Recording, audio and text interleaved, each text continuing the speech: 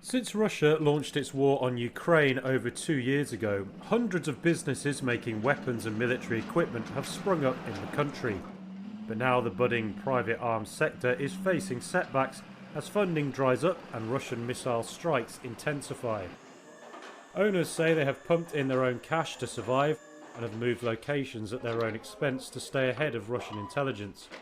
Reuters spoke with Ukraine's Strategic Industries Minister Alexander Kamyshin.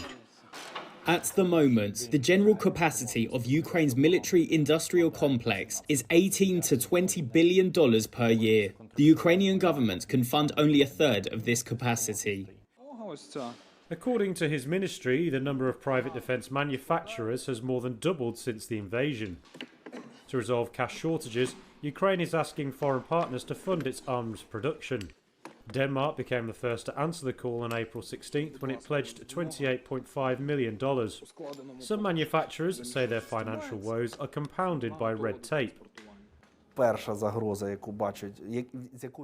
first threat that makers come up against when they start working is the bureaucracy of the military sphere and of purchases. Vladislav Belbas heads one of the few Ukrainian manufacturers making armoured vehicles and artillery shells. He cited the fact that the Defence Ministry only places orders for the current year, hampering makers' ability to plan for the long term. Some manufacturers also want to be allowed to export, though that has so far been barred for fear it could undermine Ukraine's pleas for military aid from abroad. Aside from financial difficulties, making weapons during a full-scale war is an inherently risky business. Some manufacturers move locations as often as every 3 months for security. And Belbas said that Russia's strikes on Ukraine's energy infrastructure had hurt production.